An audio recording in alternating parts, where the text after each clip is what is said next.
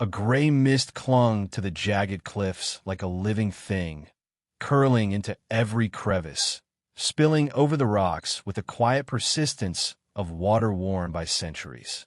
The wind, sharp with the taste of salt and the sting of cold, whipped around the spires and towers that jutted from the cove, their stone teeth broken, gaping, and blackened by storms long past.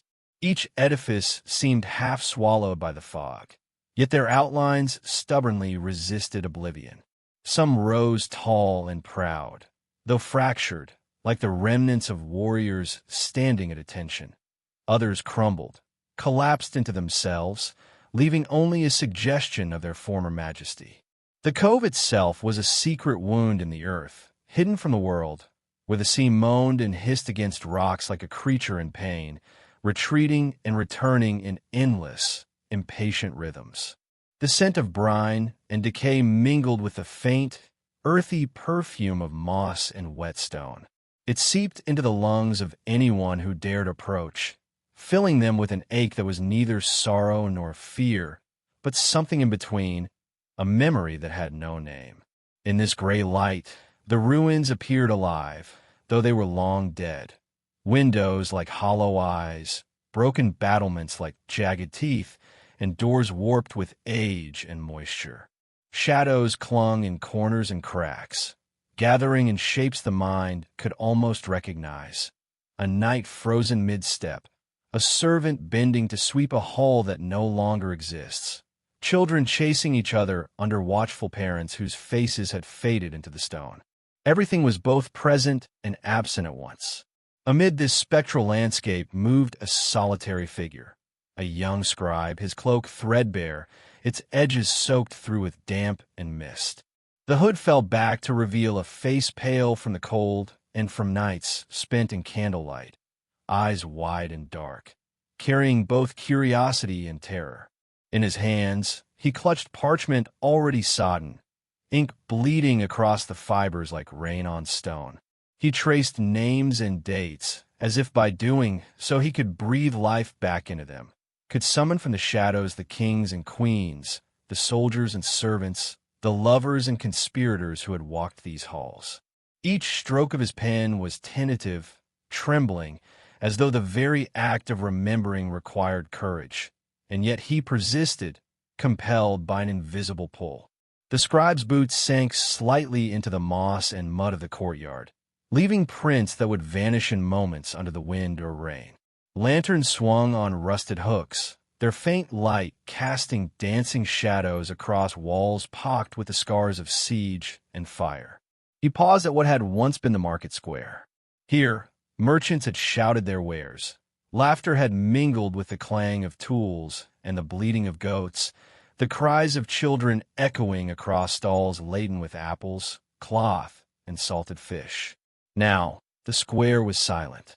The cobblestones, slick with moss and rain, were disrupted only by the furtive scuttle of rats or the occasional crow of a cock somewhere unseen. A single weathered barrel leaned against a post, half sunken, a witness to centuries of wind, water, and neglect.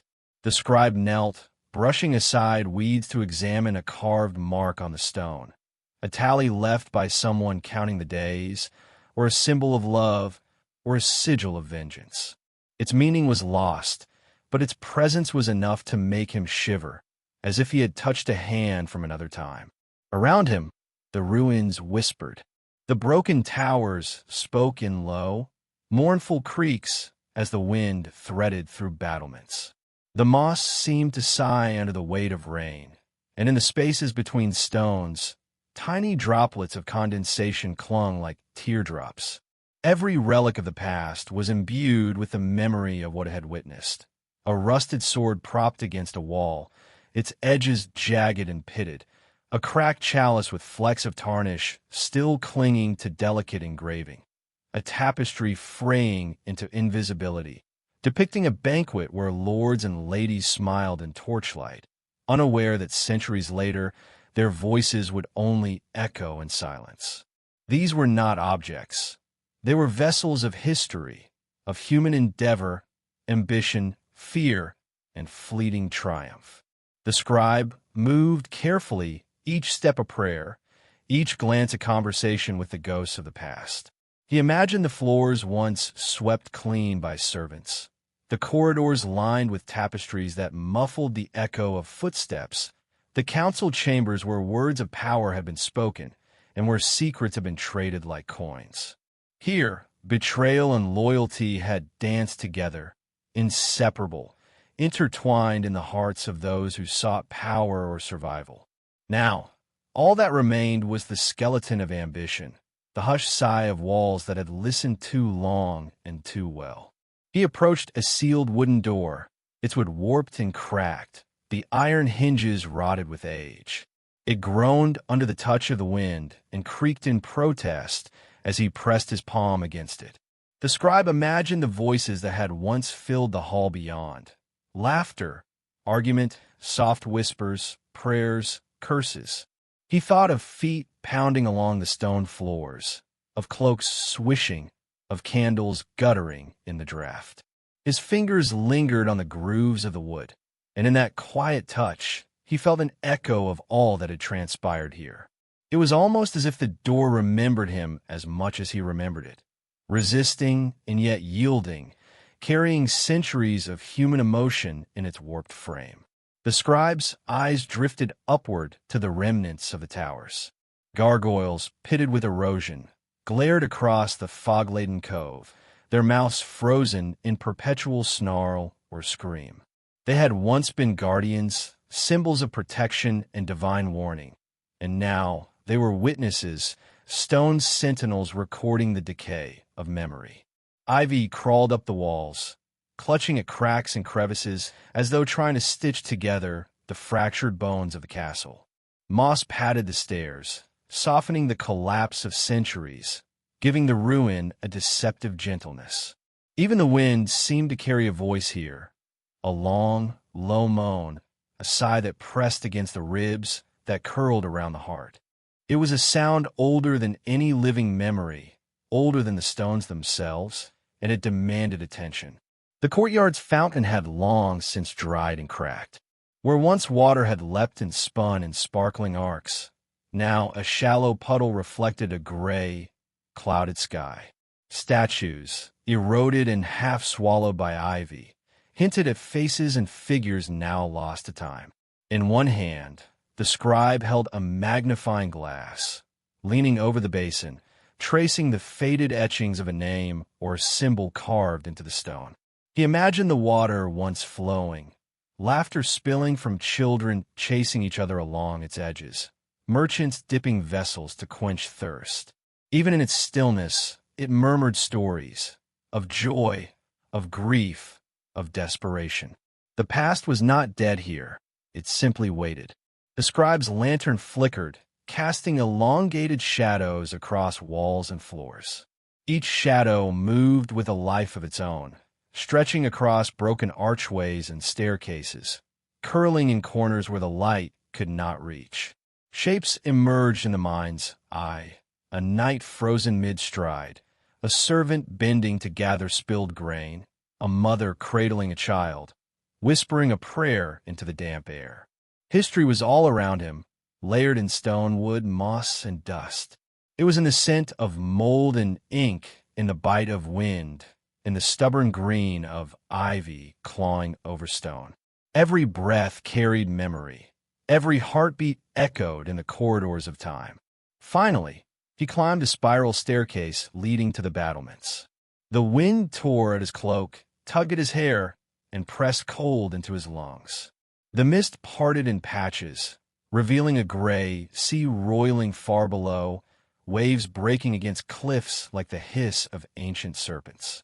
The towers stood jagged and fractured, shadows of glory against the gray sky. And then, from the stones, a raven lifted.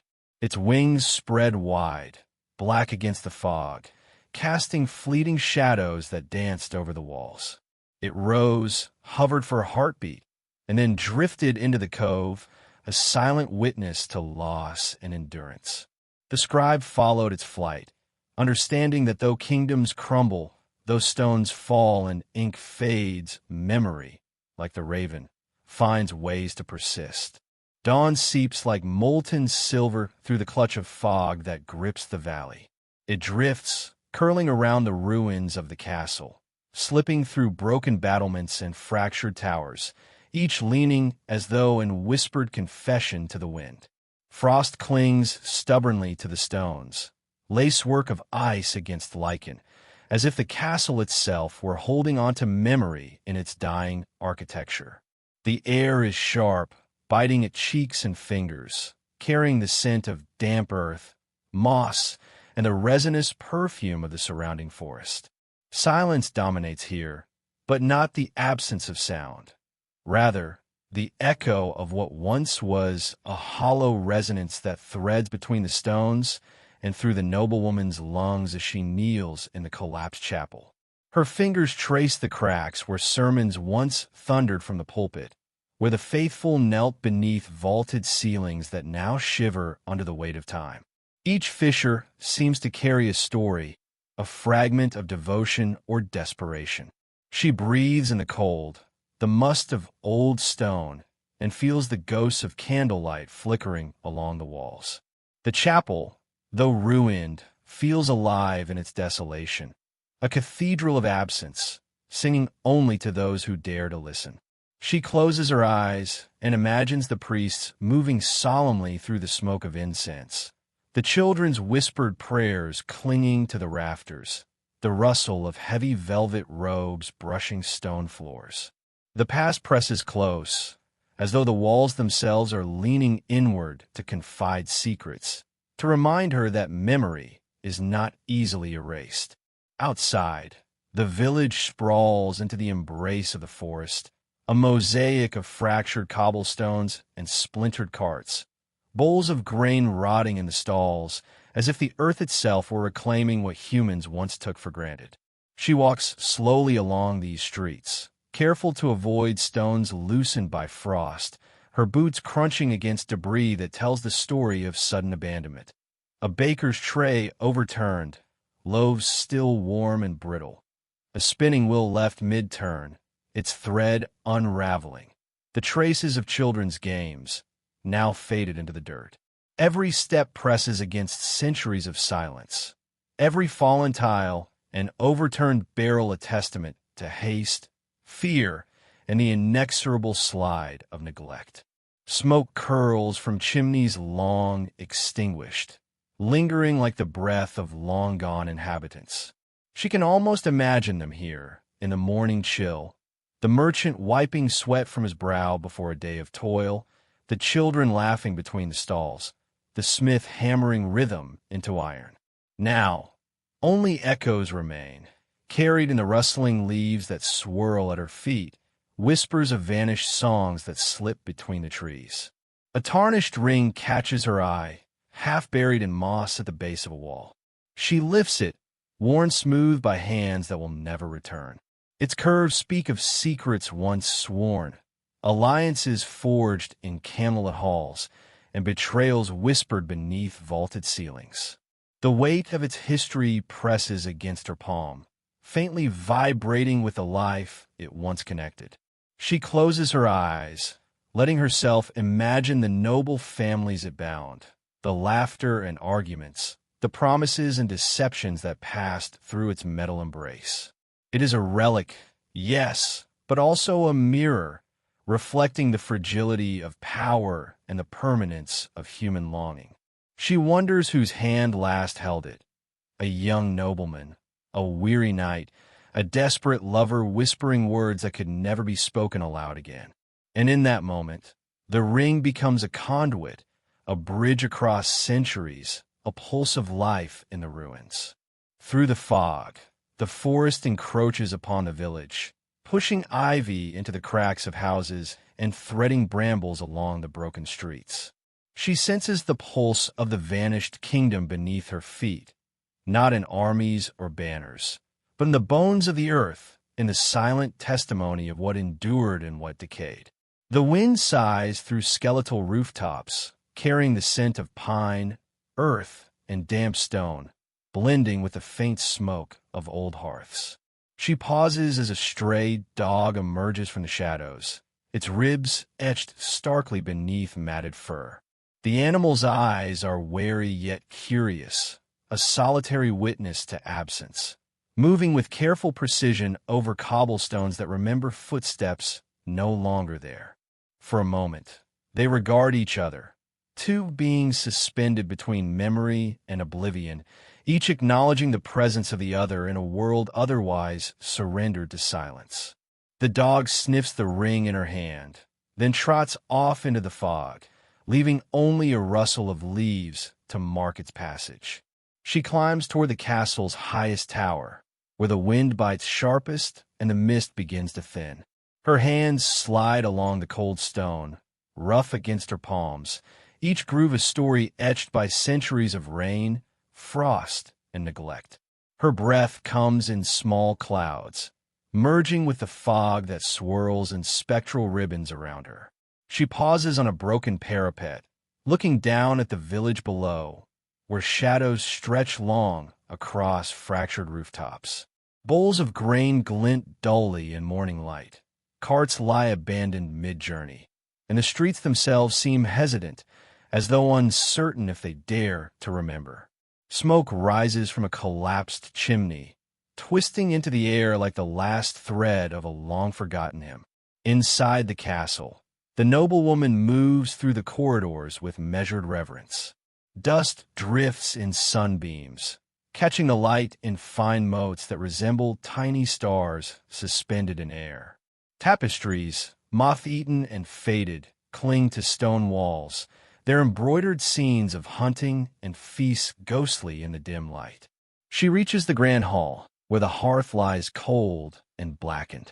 The ceiling is pierced with holes from collapsed beams, and the floorboards creak underfoot as though mourning the passage of centuries. Each room she enters tells a story: discarded shoes, cracked bowls, a child's carved wooden soldier, remnants of lives interrupted, frozen in the slow decay of neglect. The sound of wind through broken windows carries with it echoes of conversation, laughter, and quarrels long silenced. She imagines the court gathered in this hall, nobles seated on carved benches, the clang of cups and the rustle of robes, whispers of plots and counterplots weaving invisibly through the air. She moves through these ghosts, feeling the weight of centuries pressing down like the frost outside. And yet, she feels not despair but connection. The ruins are not empty. They are vessels for memory, for emotion, for the fragile persistence of human presence that refuses to be entirely erased by time. The mist begins to lift fully, revealing the valley in hesitant clarity. Roofs broken and overgrown, streets surrendered to roots and moss, chimneys stretching skeletal fingers toward the sky. The dog reappears, moving among the shadows of the houses, a small witness to endurance, and disappears once more into the forest's embrace. She stands on the tower, the ring still clutched in her palm, sunlight warming her skin despite the chill. It is a fragile, fleeting beauty, this glimpse of a kingdom both lost and present, a reminder that even in abandonment, there is memory, even in ruin, there is presence. She climbs higher still to the battlements that survived the collapse, wind tearing at her hair, mist wrapping around her like spectral arms. She looks across the valley. The forest stretches endlessly, green and gray, reclaiming the village and castle alike, threads of ivy weaving through stone, roots cracking cobblestones, the pulse of nature slowly swallowing human endeavor. Yet even as the forest claims its dominion, she can sense the stubborn heartbeat of the place, the stubbornness of memory embedded in stone, in frost, in wind. Every mossy wall, every broken bell, every crooked tile is a testament to lives once lived, promises once kept, and the inexorable flow of history that moves on whether we witness it or not. She pauses at the parapet, letting the sun spill fully over her, warming her cold fingers, illuminating the castle's jagged outline against the clearing sky.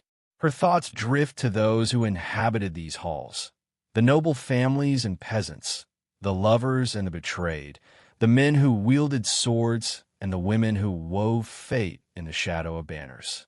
All are gone now, yet the air itself seems to carry their presence, a tapestry woven not of threads, but of echoes, sorrow, and fleeting joy. The bells, though broken and silent, call to her in memory, vibrating faintly in her chest with the weight of centuries. She presses the ring to her heart, feeling the pulse of time, of lives intertwined, of kingdoms lost and yet remembered. And as she steps back from the edge, letting the sunlight warm her face, she feels a fragile hope threading through the ruin. That memory is resilient, that history endures not only in books, but in stones, in frost, in mist, in the smallest details left behind. The noble woman turns, descending the tower with reverent steps, knowing that each shadow, each fallen tile, each echo of laughter carries the soul of the vanished kingdom. It waits, patient, silent, for the next witness, the next soul willing to listen to the whispers of the past. The valley stretches below, quiet, mist curling through trees and streets alike. Sunlight gilds the broken battlements, casting long, trembling shadows that stretch across the cobblestones. A soft wind rises, carrying with it the scent of pine resin, moss, and cold stone, weaving the ruins, the village, and the forest into a single, breathless moment of remembrance. She watches a stray bird circle overhead, wings catching light, a fleeting witness like herself to the persistence of life amid decay. The castle, the village, the forest, all await the next chapter, the next breath of human presence, the next story to awaken them from their long, patient slumber. In this silence, memory pulses stubborn and fragile, insisting that though kingdoms fall and people vanish, the traces of their lives remain, in stone, in earth, in the mist, in sunlight, in the heart of one who remembers. The river curves like a silver thread through a land littered with collapsed walls and moss-drenched gates, winding silently as if it alone remembers the stories of those who once thronged its banks. Its surface shivers under the twilight, reflecting shards of a sun long faded behind the hills. In the stillness, a lone monk wanders barefoot across the muddy banks, the cold sucking at his feet with each step, the mud clutching at his ankles like the hands of ghosts unwilling to release him. His voice rises, low and tremulous, chanting fragments of prayers lost to centuries, syllables carried away by the river's whispering current. Every word seems fragile, as if uttered over a precipice, and yet it resonates, trembling in the hollows of ruined walls, through arches broken by time and storm. Boats, half-sunken and stubbornly clinging to their watery graves, cradle the remains of a forgotten trade. Their sails hang in tatters, torn into spectral shrouds that ripple faintly against the river's pulse. Oars jut from their hulls like skeletal fingers, white in the dimming light, reaching for a world that has long since departed. Beneath the ripples, fish stir, their movements urgent and secretive, weaving among the stones of a bridge that once spanned this waterway.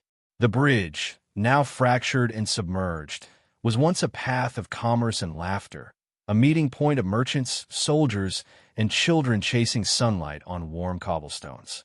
The monk's fingers brush the remnants of one bridge pillar, rough under his callous skin, and for a moment he feels the echo of those voices, faint as the wind yet insistent, a murmur from centuries past.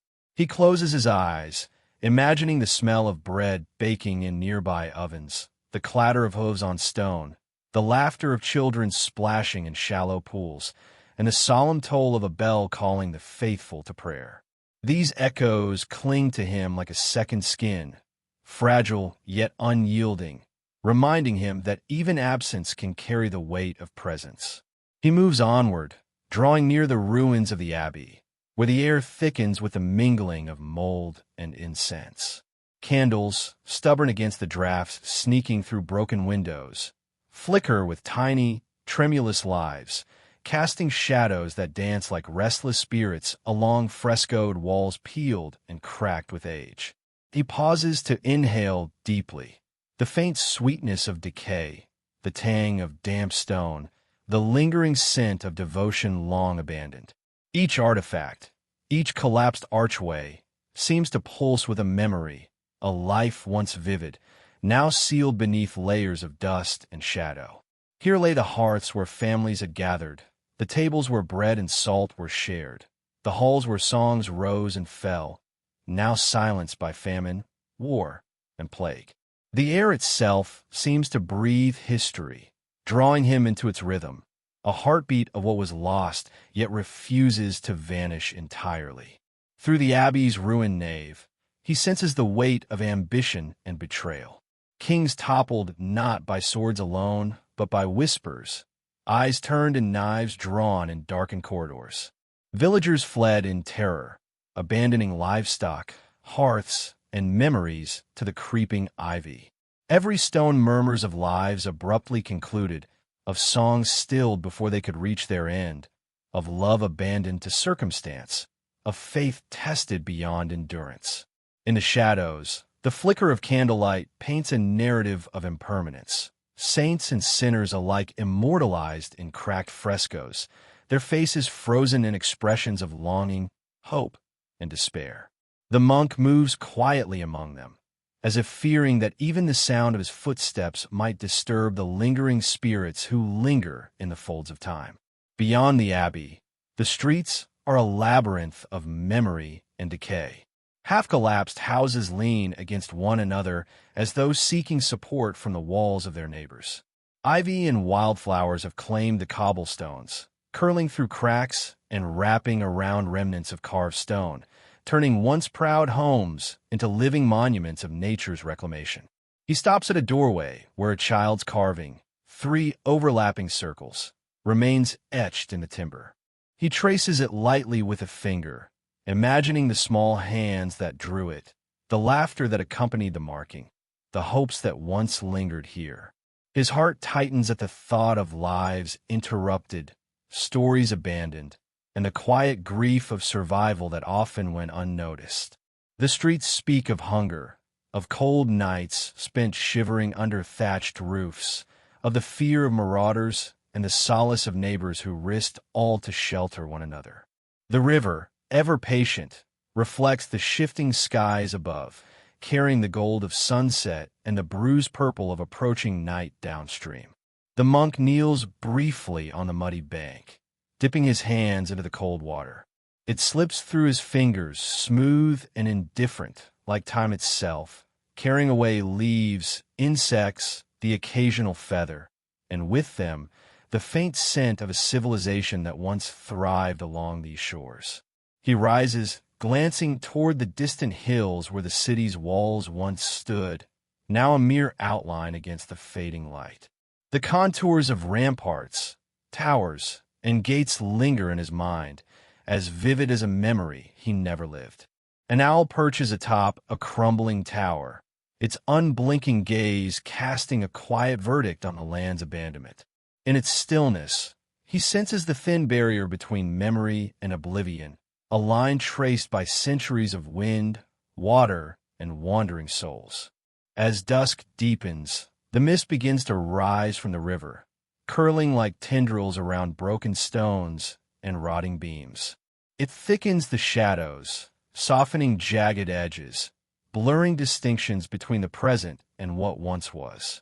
The monk moves carefully, stepping over roots that pierce the remnants of the streets, their slow persistence a quiet defiance against decay. Every step draws him further into contemplation. The stories carried here are not only of loss, but of endurance, of the fragile yet stubborn life that refuses to vanish. He remembers tales whispered in monastic halls, of knights who rode for honor and love alike, of abbots who hid treasures of knowledge from marauding invaders, of villagers who risked death to preserve a single loaf of bread or a child's small hope.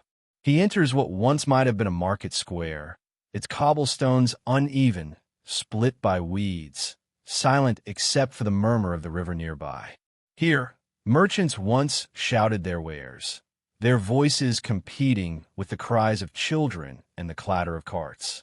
The monk imagines the smell of spices and smoked meats, the glint of coin exchanged, the sharp sting of a blacksmith's hammer on iron. Every empty stall and overturned cart is a testament to time's indifferent passage, a reminder that memory alone sustains what flesh and stone cannot. He kneels beside a toppled fountain, its basin cracked, water long drained, and lays a hand upon the worn stone, feeling a pulse as though the river itself had lent a heartbeat. Night gathers fully, wrapping the landscape in velvet darkness. The owl calls once a solitary cry that reverberates across the water, and the monk answers softly, in prayer or memory, it is hard to say which. Each candle in the abbey, guttering with its brief life, becomes a tiny defiance against the encroaching shadows. And in that final light, he senses the kingdom's lingering presence, a benediction carried by river and wind, by moss and stone, by the last sighs of those who walked these streets centuries ago. The land does not speak in certainty, but in murmurs, fragile yet enduring, offering a final intimacy to those who remember. The monk rises, feeling the chill of night settle over his shoulders like a cloak. His bare feet press into the mud, leaving fleeting impressions that the river will soon wash away. He pauses, sensing a presence in the air, not of this world but of those who came before. Perhaps a child running along the bridge, a merchant haggling over the price of salt, a soldier sharpening a blade by candlelight. All these voices blend into a single refrain of existence and disappearance. The river, silver and patient, carries them downstream, weaving their whispers into its ceaseless current. He breathes in the damp air, tasting salt, soil, and time itself, letting it fill him with both sorrow and reverence. Ahead, the hills rise like silent witnesses, crowned with the faint outlines of walls and towers. The monk begins the slow ascent, following a narrow path worn by countless feet over countless years. Each step echoes in the hollow valley below, a soft percussion that seems almost to speak to the stones themselves. Here, in the hush of twilight, the vanished kingdom murmurs its final benediction, fragile yet enduring, carried by wind and water alike. The owl watches still, sentinel of memory, guardian of what persists when all else has fallen. And as the monk disappears into the shadowed hills, the river winds onward, a silver thread linking past and present, memory and oblivion, the living and the lost. Even as darkness swallows the valley, a faint light glimmers on the far horizon, the promise of dawn, of continuity, of stories waiting to be remembered once more. The monk, a solitary witness, carries them in his steps, in his breath, in the prayers whispered to the night air. In the silence, in the cold, in the shivering mist, the kingdom lives, not in stone or wood, not in kings or merchants, but in the enduring resonance of memory, fragile and eternal, waiting for those who listen. The forest breathes around the keep, a living, whispering entity, its limbs stretching outward like arthritic fingers, brushing against the crumbling stone as though testing its endurance. Each tree seems to lean closer, drawing the ivy-clad walls into its shadow, claiming a keep once brimming with life. Moss carpets the stones in soft green, clinging to cracks and crevices where hands once toiled, and where children once raced barefoot across the courtyards. The keep rises stubbornly, half swallowed by the forest, a monument both defiant and weary, as if aware of its own slow decay. Its moat, now a ribbon of stagnant water, is lined with reeds that sway in the wind with a mournful rhythm, murmuring stories of lives long vanished. Here, once, merchants shouted over the clang of coins. Here, once, Knights marched in ordered ranks. Here, once, hope had been palpable, etched into every corner of the stone. A blacksmith's hammer lies abandoned near the cold forge, its surface dented and rusted, handle splintered like broken bones. It is a mute witness to a craft that sustained generations. The forge itself is empty, its hearth cold, the scent of fire long faded, yet lingering in memory. The acrid tang of charred timber hangs faintly in the air, a ghost of the granary fire that consumed not only grain, but the sweat and toil of countless hands. Smoke no longer curls from the chimney, yet the stones themselves seem scorched, as if remembering the panic and desperation of men and women who try to save what could not be saved. Each crack in the walls, each fallen beam, is an echo of a frantic moment when hope was fleeting and time ran like sand through desperate fingers. Amid this ruin, a lone minstrel wanders, his cloak brushing against the mossy stones. Fingers poised over the strings of a lute, he plucks tentative notes, hesitant against the cold emptiness. The sound is hollow, bouncing off walls fractured by centuries, filling the void where laughter once rang. His mind drifts into what was, conjuring a market alive with color and sound.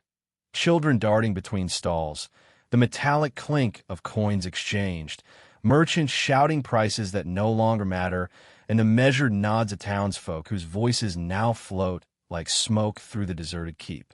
He imagines solemn oaths spoken beneath arched ceilings, vows of loyalty, whispered promises of love, the plotting of secret alliances now dissolved into the ether.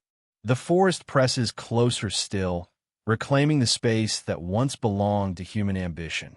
A deer steps lightly onto the cobblestones, its hooves echoing softly against the stones that have not felt the weight of so many feet in centuries.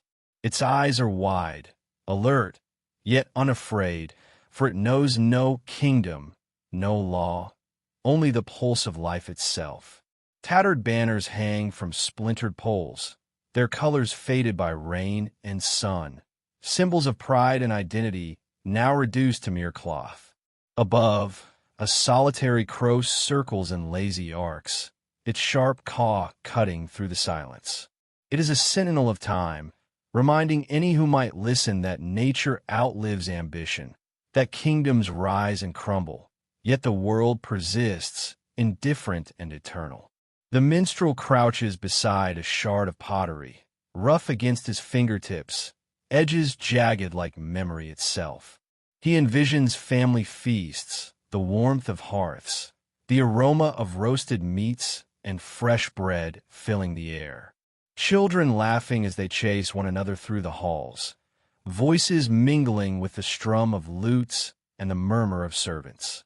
He sees courtly dances, masks hiding secret smiles, hands intertwined in defiance of expectation, the fleeting intimacy of stolen glances.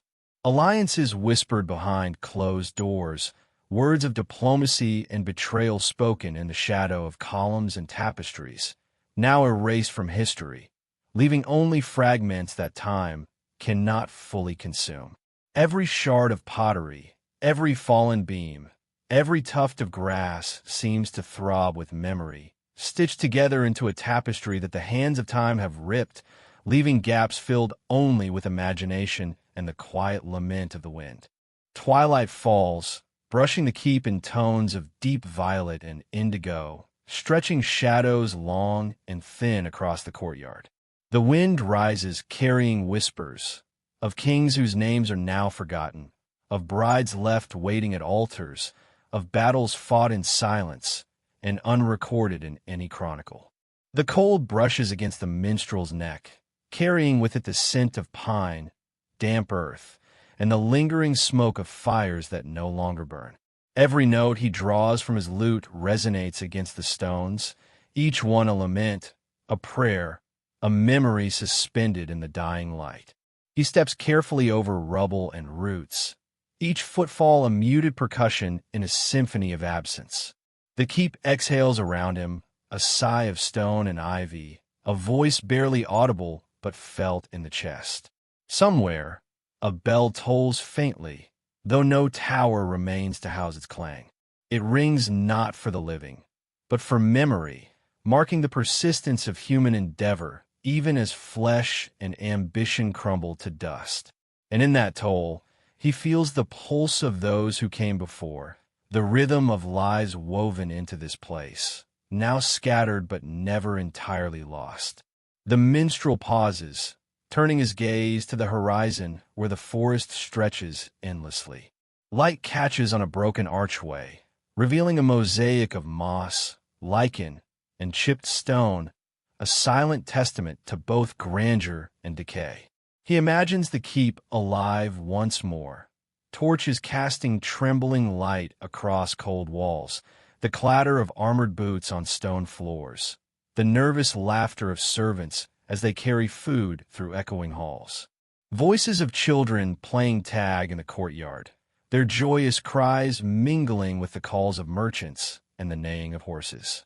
Moments of tenderness, of secrecy, of loyalty, all imprinted in the stones, waiting for someone to listen. The wind shifts, carrying with it a faint, almost imperceptible melody, as though the keep itself hums with memory.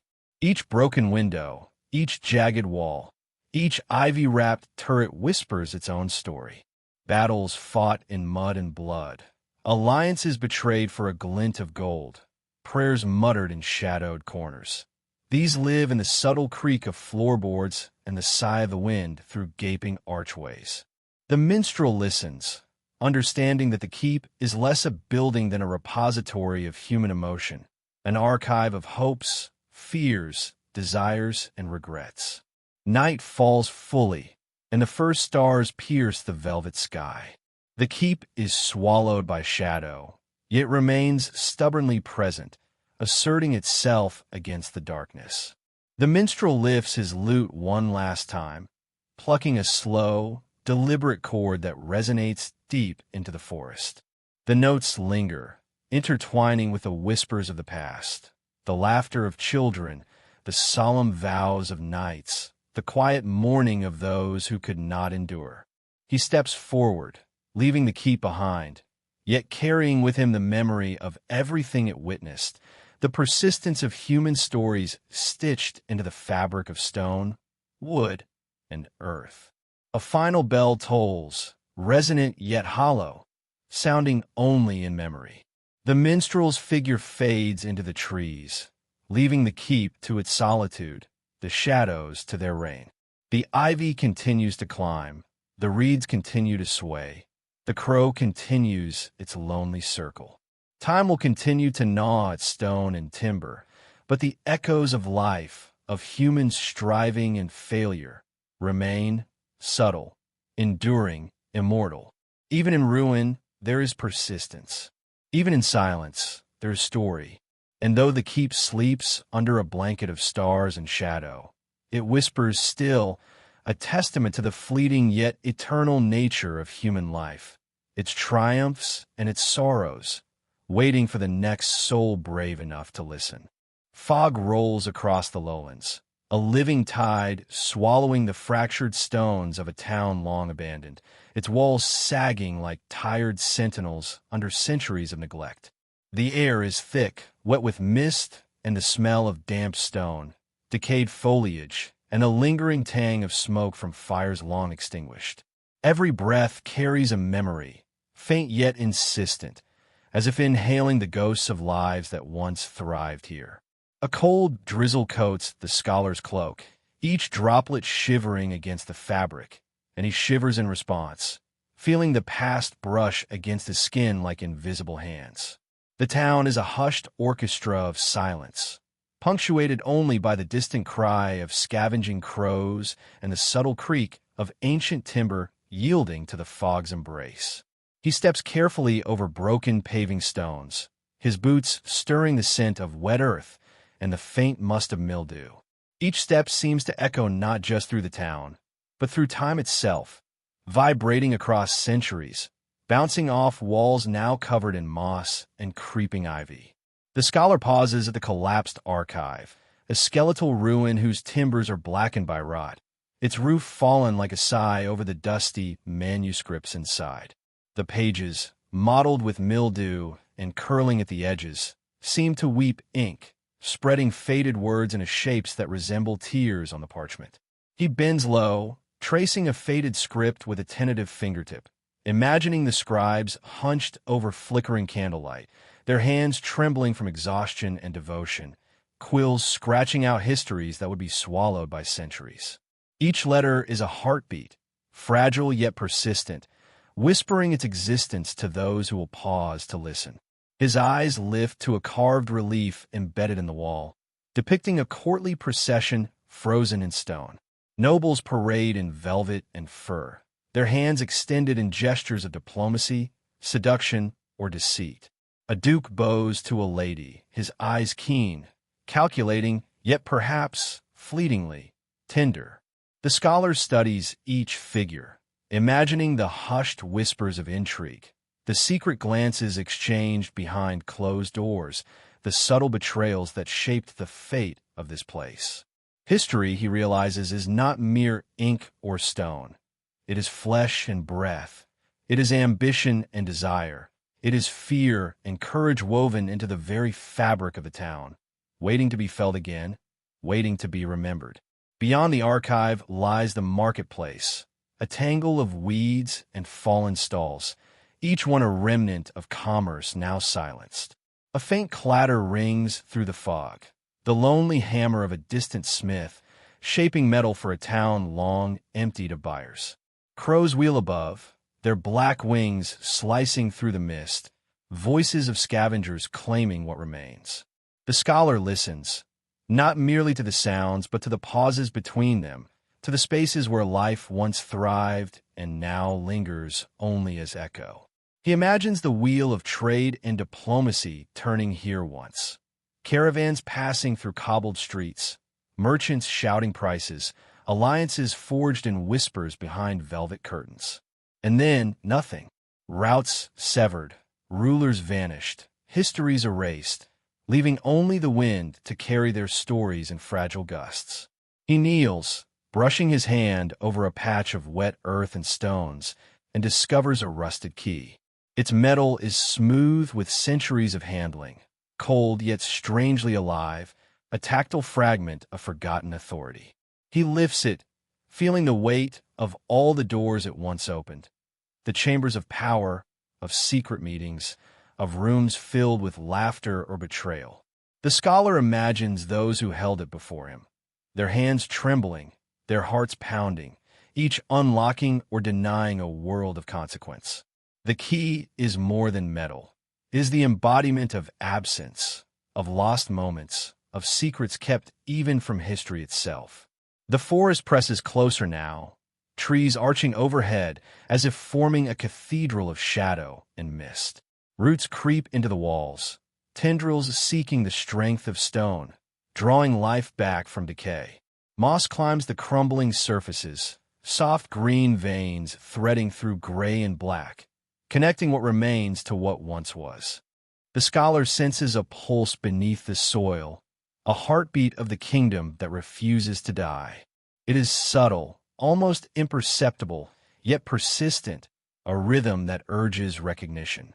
He walks slowly, tracing the contours of walls, doorways, and alleyways swallowed by the encroaching forest.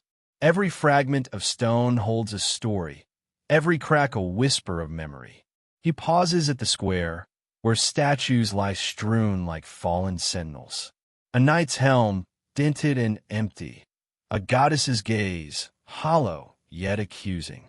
Moonlight filters through the mist, illuminating these relics with silver clarity.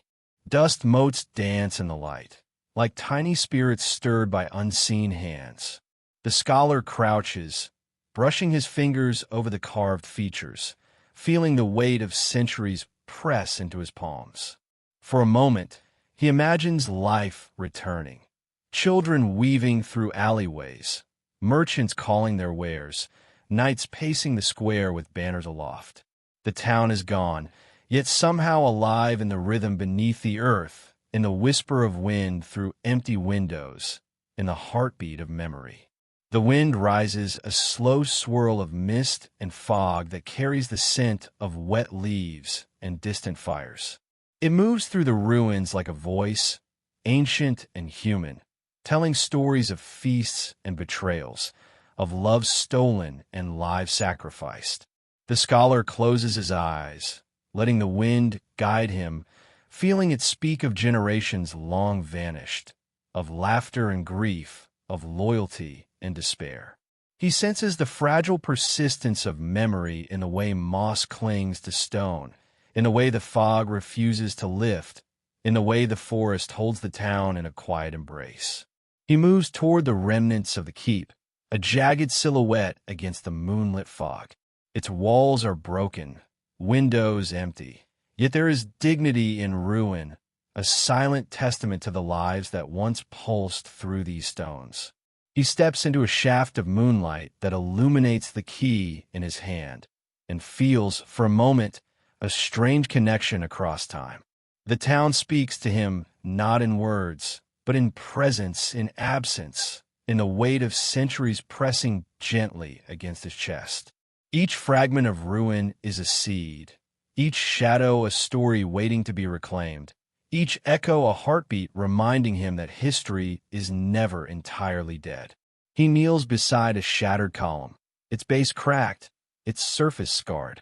He imagines the masons who shaped it, the sweat on their brows, the pride in their careful hands. He thinks of the nobles who walked these streets in embroidered garments, of their fears, ambitions, and fleeting joys. He feels the enormity of their absence pressing around him, a weight both unbearable and sacred. Here, he realizes, history is more than what was recorded. It is what persists in the textures of stone, in the whispers of leaves, in the rhythm of fog rolling over lowlands. The scholar pauses, listening to the soft murmur of the forest, the distant clatter of the smithy, the occasional caw of a crow. He closes his eyes and breathes deeply, letting the memory of the town settle inside him.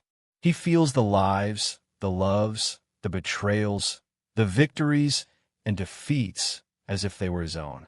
The key, cold and heavy in his palm, becomes a conduit for remembrance, a bridge across centuries.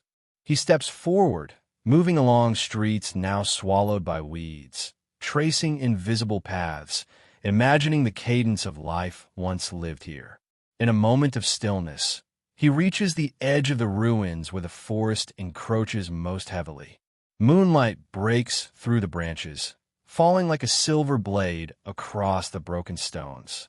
He sees shadows of walls, hints of gates, and fragments of statues, all bathed in a ghostly glow. Here, memory and reality intertwine. The past is not lost but waits, patient and insistent.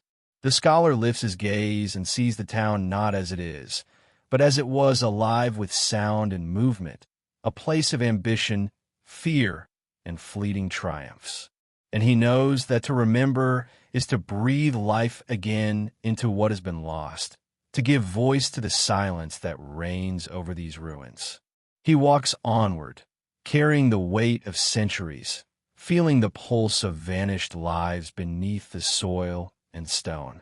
The fog swirls around him, thick and protective, as if the town itself shields its secrets from the world. He pauses before a final archway, jagged and broken, moonlight spilling through its empty frame. Beyond it lies more ruins, more stories, more echoes waiting to be heard. He steps forward, key in hand, and in that suspended moment, he feels the persistence of memory, stubborn and unyielding, a heartbeat beneath the fog, beneath the stones, beneath the passage of time itself. The town waits, patient as ever, not as a monument, not as a memory frozen in ink or stone, but as a living heartbeat, ready to stir again in the mind and soul of one who dares to remember. And as the scholar steps into the moonlight, the wind carries the faintest whisper, a promise that nothing is truly lost, only waiting to be seen, to be felt, and to be remembered once more. A storm tears across the cliffside, fierce and unrelenting, battering the crumbling citadel perched like a sentinel on the edge of the world. Lightning lashes the sky, illuminating jagged stone walls and twisted iron gates, momentarily revealing the scars of centuries etched into the fortress. The wind screams through empty battlements, a voice of wrath and mourning, carrying with it the brine of the sea and the faint, coppery tang of blood spilled long ago. Every gust rattles the remnants of banners torn and faded, once proud sigils, now just tatters fluttering in the void. In the courtyard below, the remnants of a knight lie scattered, armor dented, rusted, and abandoned. Leather straps, stiff and cracked with age, creak in the wind. A gauntlet rolls on the stones like a fallen hand reaching for a past it cannot reclaim. Boots, once polished and worn in rhythm with the march of armies, are now filled with rainwater, mirroring the gray sky above. The stones themselves seem to remember the weight of those who trudged here, the echo of footsteps mingling with the thunder that rumbles across the cliff. Inside the keep, silence dominates, thick and heavy as the smoke of extinguished hearths. A noble child's cradle lies overturned, its blanket moth-eaten and frail, whispering of lullabies suspended mid-air, of a voice that once soothed small fears by candlelight. The air hums with echoes, soldiers marching in tight formation, hushed councils of plotting men, the hammering of blades and anvils, the murmur of prayers whispered to gods who never answered. Every corner seems alive with memory, each shadow a guardian of stories too painful to recount aloud. Outside, a lone falcon cuts across the sky, its wings brushing the clouds like a silent herald. The bird hovers above the citadel, talons ready, surveying a kingdom long forgotten. Its eyes catch the glint of sword and stone, reflecting the devotion and sacrifice of those who fought to keep a fragile dream alive. It is alone in the storm, yet unyielding, a sentinel in the void, as if the winds themselves obey its silent command. The tempest fades slowly, leaving behind a brittle, dripping quiet. Rain sluices down fractured battlements into puddles that shimmer with reflections of a sky indifferent to human ambition. Each puddle becomes a mirror of vanished lives, kings betrayed in secret chambers, pages trembling as they scrawled messages that could decide the fate of armies, courtiers whispering schemes under the glow of flickering candles. In each reflection, there is glory and shame, triumph and sorrow, a lifetime of ambitions now swallowed by time. The citadel itself seems to exhale a muted elegy. Walls stained with centuries of grief and valor pulse faintly with memory. Stones worn smooth by the tread of countless feet bear witness to courage and cowardice alike. The keep has drunk the blood of loyalty and betrayal, the tears of widows, the whispered oaths of knights and squires, and yet it stands, stubbornly enduring, a tomb and a monument intertwined. Even the wind seems to bend to the weight of history here, shifting as if to avoid disturbing the ghosts that linger in corners and corridors. Twilight approaches, deep and somber, and with it, a final warmth that glances across the abandoned courtyard. There, the knight's sword, half buried in moss and mud, catches the fading sun. It is abandoned, yet defiant, glinting with a quiet insistence that once, not long ago, hands gripped it with purpose and certainty. It is more than steel. It is a symbol of fleeting glory, of battles fought not just with weapon, but with belief, honor, and fear.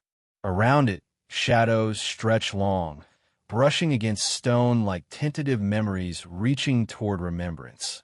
A raven lands upon the parapet, wings folded tightly like secret knowledge pressed to a chest. It surveys the ruins with an intelligence that feels almost human, bridging the silence with the stories the stones will forever keep. Its black feathers absorb the last light of day, a living shadow among the shadows, a witness to the slow surrender of a kingdom to time and tide. And yet, there is no despair in its presence, only the quiet acceptance of what has been and the weight of what has been lost. The wind whispers through the corridors again, carrying faint fragments of song and sorrow. Somewhere deep within the citadel, a door creaks, a remnant of human presence, the memory of hands that once shaped, loved, and feared the stones around them. The echo of voices rises and falls like a tide. The solemn prayers of a priest, the cautious laughter of a page, the sharp bark of a commander giving orders that will never again be followed. All mingle in the hollowed hallways, a symphony of absence. The storm's rage is now a memory, yet its presence lingers in the scent of wet stone and the taste of iron in the air. Every droplet of rain clinging to the parapets tells of endurance and decay, the relentless passage of seasons that spare nothing. Here, history is not written in words, but in texture. The groan of timber under weight, the sharp tang of metal in the rain, the hollow echo of footsteps long gone. The citadel is alive, but only in memory, a repository for all the lives that have brushed against its walls and fallen away.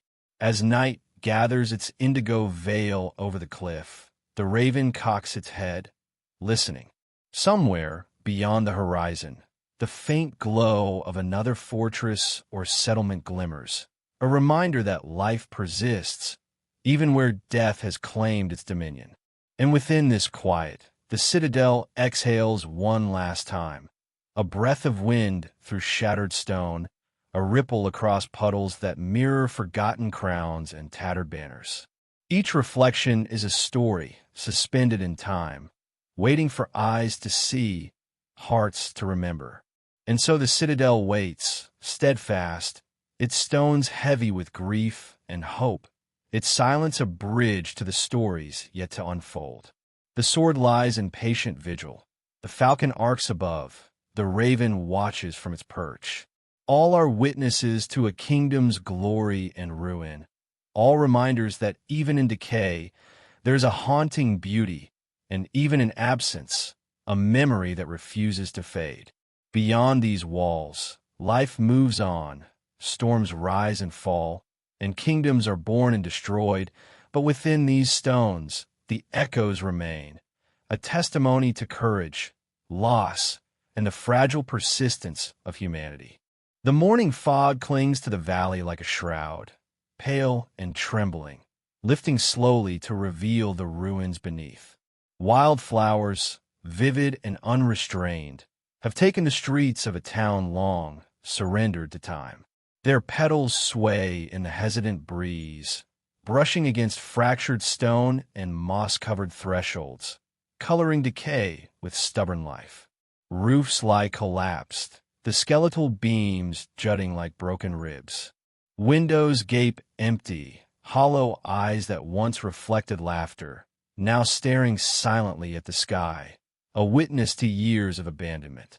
Among the ruins, a young healer moves with careful steps, her hands tracing the remnants of lives abruptly interrupted. Fingers brush over shards of pottery, jagged and worn smooth by the seasons. She stoops to peer into wells choked with roots, the water below a mirror of green moss and drowned memories. Rusted instruments, once held by hands devoted to easing pain, lie half buried in the soil, their edges softened but their purpose palpable. The air carries the faint aroma of dried herbs, a whisper of smoke from kitchens long cold, and the metallic tang of iron, a ghost of the blacksmith's forge. Each fragment murmurs stories of children stolen by famine, families fleeing in terror, and songs swallowed whole by silence. The healer pauses before a toppled doorway, where a ceremonial dagger rests upon the stone floor, its blade dulled by centuries, yet still inscribed with symbols of protection and faith. She kneels, fingers hovering over the worn hilt, tracing the intricate patterns carved by hands now dust. In the quiet, she hears the echoes of whispered prayers, the hopes of generations pressed into the silvered metal. She imagines the woman who first held it, her lips moving in devotion as she offered protection for a home that would never be safe, a life that would not endure. The dagger hums faintly beneath her touch, not with magic, but with memory, the heartbeat of belief, of devotion, of human tenacity. A bell tolls from a distant monastery, its sound drifting through the mist-laden valley. Each note vibrates against the ruins, a temporal echo that has outlived kings and wars. The bell's resonance is mournful and steady, carrying with it a solemn reminder. Life, no matter how violently fractured, leaves traces that refuse to vanish. The healer rises, the weight of centuries pressing softly upon her shoulders, and continues her path. Roots twist around stone, petals cling stubbornly to broken thresholds, yet she steps lightly, conscious that the earth is both grave and cradle. She reaches the remnants of Central Square. Cobblestones, once precise and ordered, now bear the scars of relentless seasons, split and scattered under the advance of weeds. The wind rustles through the overgrowth, brushing across the faint remnants of a market stall where baskets once held grain, where laughter once exchanged warmth between neighbors. The healer's eyes linger on a small toy carved from wood, half buried and worn by rain. It is almost unrecognizable, yet in its cracked form, she senses a child's hand, a fleeting joy, a moment of life that refused to be erased. Every corner of this sunken town tells of endings. The church spire tilts precariously, the bell within silent now, its swing rusted shut, yet the aura of ritual lingers. Stones etched with forgotten names lie half-hidden under moss, each a fragment of story. The healer touches one, feeling the cold stone, the echo of grief, the endurance of remembrance. Even as nature reclaims this place, burying it in flowers, in roots, in the patient persistence of wind and rain, the human mark resists total erasure. She feels it beneath her fingertips, a pulse beneath stone and soil, quiet but unbroken. She moves toward the remains of what must have been a healer's home, the air thick with the memory of life tending to life. Glass jars lie shattered, their contents, roots, dried petals, powdered minerals, spilled and blending with earth, as though the valley itself has begun to absorb their knowledge. She stoops and gathers a handful of soil, letting the granules slip slowly through her fingers, imagining the hands that had sifted them for remedies, for cures, for hope. Even in abandonment, there is a reverence in the remnants, a whisper of continuity. The dagger she carries now at her side, she walks along a path overgrown with wild roots, feeling the uneven stones beneath her boots. The fog has lifted completely, revealing the valley in stark detail, a tapestry of ruin and bloom, decay and persistence. Shadows stretch long from the skeletal frames of homes, and she senses, almost physically, the weight of what was lost, the fear, the hunger, the loyalty, and betrayal etched into the lives that once filled this place. The air vibrates with absence, yet also with resilience. In the distance, a stream murmurs, carrying with it the sediment of centuries, the hushed songs of generations, and the unspoken grief of those swept into history's currents. The healer crouches beside it, brushing her hand over smooth stones, feeling the cold water run past, clean and enduring. She imagines the townspeople who might have knelt here to drink, to wash, to mourn. The water carries their echo forward, mingling with the petals that blanket the streets, an unbroken thread of being that defies silence. She pauses at the edge of the valley, turning back to survey what remains. The sun has climbed higher, illuminating the ruins in sharp relief, highlighting the contrast between decay and the riot of life that has grown over it. She takes a breath of the sharp, herb-laden air and feels a strange tenderness. The valley, though forsaken, is alive. It has absorbed grief, hope, fear, and faith into the very fibers of its soil. And beneath it all, faint but persistent, pulses the rhythm of a vanished kingdom, echoing in the stones, the roots, the petals, the lingering prayers that refuse to fade. She walks on, leaving behind the dagger, leaving behind the fragments, carrying only the sense of memory and the responsibility to bear witness. Every step over roots and stone, every glance at crumbling walls, every inhalation of mist and flower is a silent promise that stories, though buried, will surface again, carried by those who see, who feel, who remember. The valley will reclaim all in time, yet the human heartbeat endures, soft but unbroken, waiting for the living to recognize it. And as the sun warms her shoulders, the fog of history recedes completely, revealing a valley alive in absence and presence alike. In this quiet reclamation, the past speaks in murmurs, a language of wind and stone, of roots and petals. The healer continues her journey, and in her steps, the vanished kingdom finds its witness, a fleeting bridge between what was lost and what may yet be remembered. The valley breathes, the wildflowers sway, and somewhere beneath the surface, the stories pulse onward, patient, unyielding, eternal.